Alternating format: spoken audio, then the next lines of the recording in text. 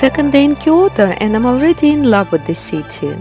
In the previous one, as you can see from my last video, I had a traditional tea ceremony with an experience of dressing up in traditional outfit kimono, as well as visited iconic Kimayuzo-dera and Nanzenji temples. Subscribe to my video and hit notification bell button not to miss any of my adventures. What's coming up next?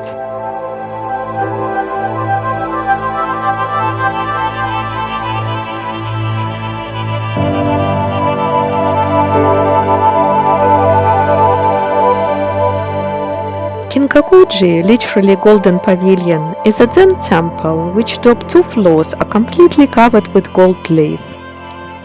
The temple was a retirement visa of Shogun Ashikaga Yoshimitsu, and according to his will, it was converted into Zen temple after his death in early 15th century.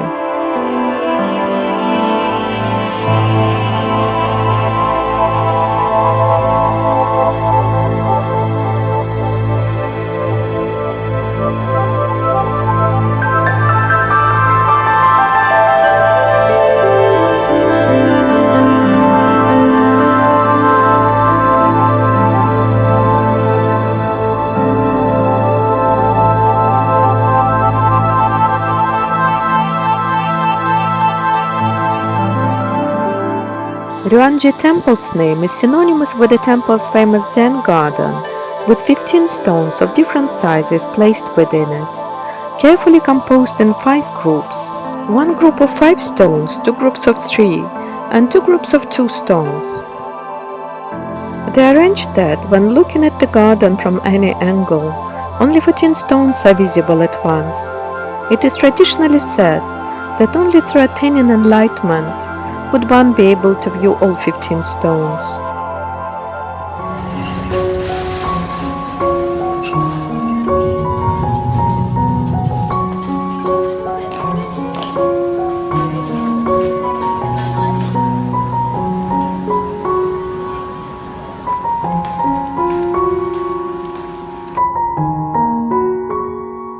Tenryu-dzi is one of the most important temples in Japan, and it's ranked the first among Kyoto's top 5 Zen temples. It was created in honor of Gautama Buddha in the early 14th century, and now comprised more than 150 sub-temples.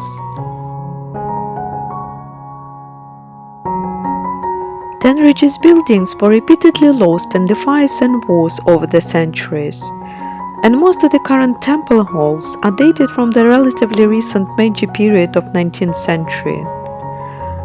Unlike the temple buildings, Tenryu-dzi's garden survived over the centuries in its original form. Created by the famous garden designer Muso Soseki, who designed the beautiful landscape garden, features a central pond surrounded by rocks, pine trees, and the forested Arasiyama mountains. Muso Soseki also served as Tenryu-dzi's first head priest.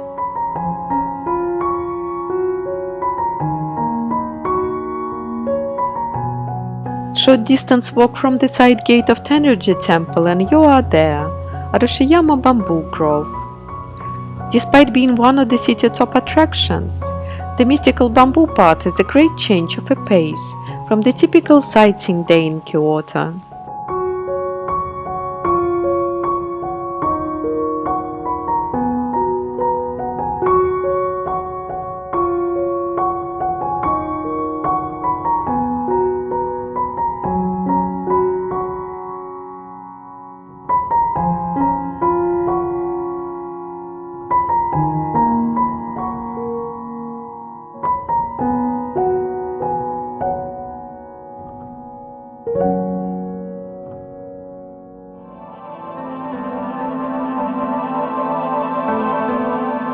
Kyoto at night.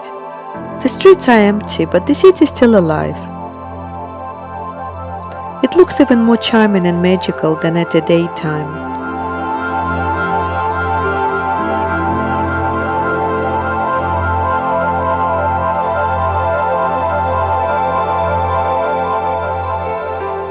Geion Geish district is one of the most iconic spots in Kyoto. I think many of you have heard about geisha, a Japanese hostess who entertains the guests in the tea houses with conversation, traditional Japanese dancing, singing, and games. Those tea houses are very expensive and also exclusive. You cannot just walk in. You need to be invited by one of the resident members of the house in order to dine in the company of geisha.